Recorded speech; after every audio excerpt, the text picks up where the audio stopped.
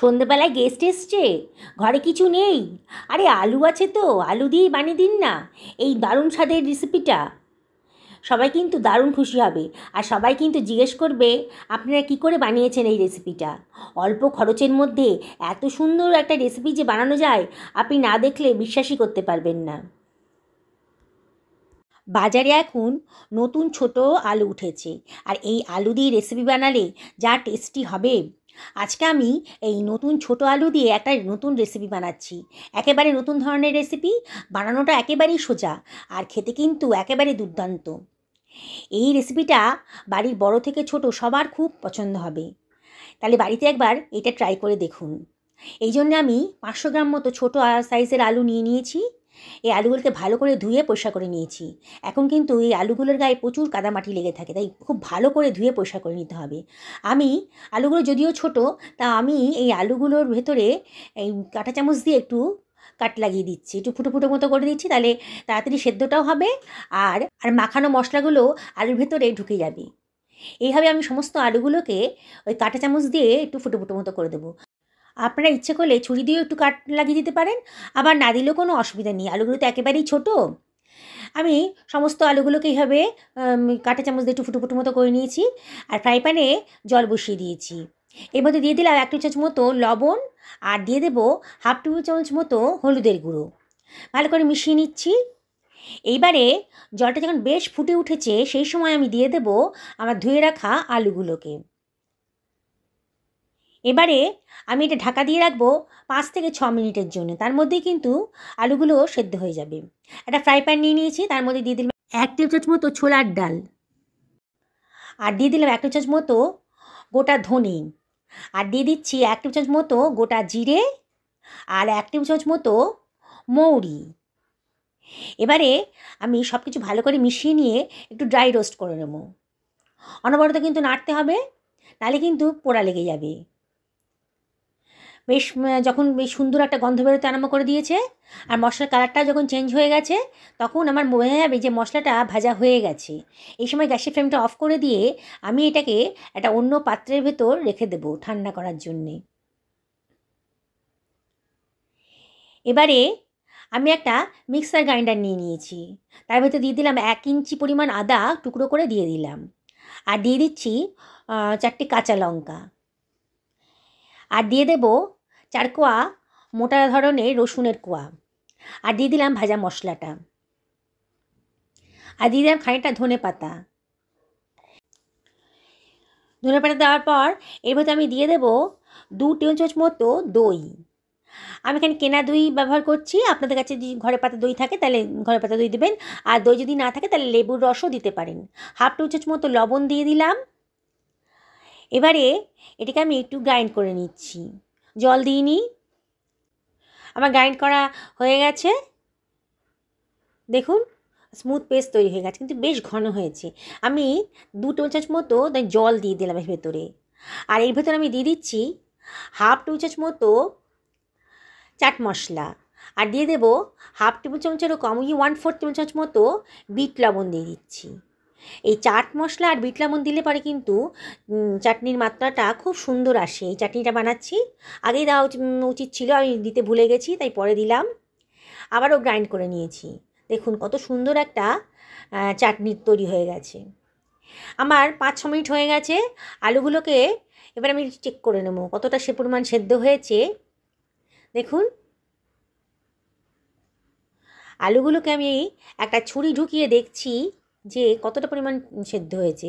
আপনার টুথপিক ঢুকিয়েও দেখতে পারেন। আর 80% মতো সেদ্ধ হয়ে গেছে। আমি আর সেদ্ধ করব না, গ্যাসের ফ্লেমটা অফ করে দিয়ে আমি একটা ঝাঁঝরি দিয়ে আলুগুলোকে তুলে নিচ্ছি। জলটা যত সম্ভব ভালো করে ঝরিয়ে নিয়ে আমি একটা পাত্রের ভেতর আলুগুলোকে রেখে দিয়েছি। এই গরম থাকতে থাকতে আলুগুলো আমি এর ভেতরে দিয়ে দিচ্ছি আমার বানানো ওই যে চাটনিটা বানিয়েছি, তার 1 থেকে 1.5 চামচ আমি ওই আলুগুলোর ভেতর দিয়ে দিলাম। দিয়ে একটা চামচ দিয়ে ভালো করে মাখিয়ে নিচ্ছি। মশলাগুলোটা আলুর গায়ের সাথে যাতে ভালো করে মিশে যায়, একটু মাখিয়ে নিচ্ছি, তাহলে খুব সুন্দর একটা টেস্ট আসবে। খুব ভালো করে আমি মাখিয়ে নিলাম। দেখুন বন্ধুরা, রেসিপিটা বানানো কিন্তু একেবারেই সোজা। এবার আমি এটা সরিয়ে রাখছি, আর একটা বাটি নিয়ে নিয়েছি, তার মধ্যে দিয়ে নিলাম 2 টেবিল চামচ মতো বেসন, আর দিয়ে দিচ্ছি এই 1.5 থেকে 2 টেবিল চামচ মতো আমি দিয়ে দেবো চালের গুঁড়ো। চালের গুঁড়ো দিলে পরে কিন্তু খুব ক্রিস্পি হবে। চালের গুঁড়ো, বেসন এগুলো সবার বাড়িতেই মোটামুটি থাকে, তাই এগুলো দিয়ে রান্না করতে কোনো অসুবিধা হয় না। আর এর ভেতর আমি দিয়ে দিচ্ছি 1/2 টেবিল চামচেরও কম লবণ দিয়ে দিচ্ছি। আমি এর ভেতর দিয়ে দিলাম 1/2 টেবিল চামচ মতো চাট মশলা, আর দিয়ে দিচ্ছি 1 টেবিল চামচ মতো কাশ্মীরি লঙ্কার গুঁড়ো। ঝাল বেশি হবে না, কিন্তু সুন্দর একটা কালার আসবে। এবার আমি সব কিছু ভালো করে চামচ দিয়ে মিশিয়ে নিচ্ছি। খুব ভালো করে মাখিয়ে নিতে হবে মিশ্রণটাকে। বন্ধুরা, রেসিপিটা ভালো লাগলে পরে লাইক, শেয়ার, কমেন্ট করতে কিন্তু ভুলবেন না। এবার যে আলুগুলোকে আমি রেখে দিয়েছিলাম ম্যারিনেট করে, সেই আলুগুলোর গায়ে একটু জলের ছিটা দিয়ে দিলাম। দিয়ে 1 টেবিল চামচ মতো আমি মিশ্রণটা, বেসন আর চালের গুঁড়ো মিশ্রণটার ভেতর দিয়ে দিচ্ছি। দিয়ে এইভাবে ঝাঁকিয়ে ঝাঁকিয়ে আলুগুলোর গায়ে একটা কোটিং লাগিয়ে দেব। আবারও একটু জলের ছিটা দেব। একবারে বেশি পরিমাণ জলে দেওয়া যাবে না, অল্প অল্প জলের ছিটা দেব।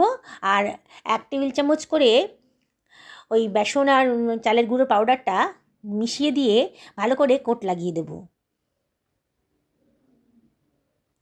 দেখুন, এইভাবে প্রতিটা আলুর গায়ে কিন্তু একটা কোটিং লেগে যাচ্ছে। আমি কোটিংটা একটু মোটা করতে চাইছি, এই জন্যে বাকি যে পরিমাণটা ছিল মিশ্রণটা পুরোটা দিয়ে দিলাম। দিয়ে আবারও ওই বাটিটা ধরে ঝাঁকিয়ে ঝাঁকিয়ে আমি আলুগুলোকে আর একটা কোট লাগিয়ে দিয়েছি। দেখুন, আলুগুলো কিন্তু একে অপরের থেকে বেশ ছাড়া ছাড়া হয়ে গেছে, বেশ ভালো মতো কোটিংটা বসে গেছে কিন্তু আলুর গায়ে। এইভাবে করবেন, হাত দেওয়ার দরকার নেই। এইভাবে বাটি ঝাঁকি ঝাঁকি করলেই সুন্দর একটা কোটিং লেগে যাবে আলুগুলোর গায়ে। কড়াইতে তেল গরম করতে দিয়ে দিয়েছি, টেম্পারেচারটা একটু চেক করে নিলাম। এবার আমি এটাকে লো টু মিডিয়াম ফ্লেমে রেখে দিয়েছি। এবার এক একটা করে আলু আমি এর ভেতরে ছেড়ে দিচ্ছি। বন্ধুরা, দেখুন কত সুন্দর রেসিপিটা।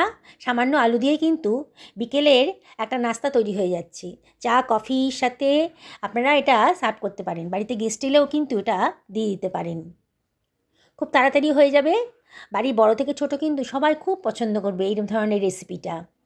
প্রথমেই কিন্তু একটুখানি ভাজতে দিতে হবে। প্রথমে নাড়াচাড়া করলে পরে কিন্তু কোটিংটা উঠে যাবে।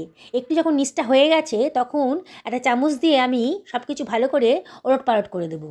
গ্যাসের ফ্লেমটা আমি মিডিয়াম টু লোতে রেখেছি। রেসিপিটা ভালো লাগলে পরে লাইক, শেয়ার, কমেন্ট করতে কিন্তু ভুলবেন না। আর যারা আজকে আমার চ্যানেলে নতুন, তাদেরকে রিকোয়েস্ট করব আমার চ্যানেলটা সাবস্ক্রাইব করতে। আর ফেসবুক থেকে যারা দেখছেন, তাদেরকে রিকোয়েস্ট করব আমার পেজটাকে ফলো করার জন্যে। দেখুন, আমি কিন্তু চামচ দিয়ে ওলটপালট করে দিচ্ছি, আর আলুর কালারগুলো কিন্তু বেশ চেঞ্জ হয়ে গেছে, একেবারে গোল্ডেন ব্রাউন হয়ে গেছে, মানে আমার আলুগুলো একদম ভাজা হয়ে গেছে। এবারে আমি একটা ছাঁকনির সাহায্যে এগুলোকে তুলে নেব। ভালো করে তুলে নিতে হবে এগুলোকে, যাতে এক ফোঁটাও তেল না লেগে থাকে আলুগুলোর গায়ে। একটু কাত করে তেলটাকে ঝরিয়ে নিতে হবে। এবার একটা প্লেটের মধ্যে আমি সার্ভ করে দিয়েছি। এর ভেতর দিয়ে দিলাম একটুখানি চাট মশলা। চাট মশলা দিলে পরে কিন্তু এর স্বাদটা বহুগুণ বেড়ে যাবে। আর দিয়ে দিচ্ছি সামান্য 1 চিমটা বিট লবণ। বন্ধুরা, আপনাদের এই রেসিপিটা অবশ্যই ভালো লাগবে। আর ভালো লাগলে পরে একদিন বাড়িতে ট্রাই করুন। অবশ্যই কমেন্ট করে জানাবেন কেমন লাগলো আপনাদের। ধনেপাতা চাটনির সাথে এই ক্রিস্পি আলুর বলগুলো খেতে কিন্তু অসাধারণ।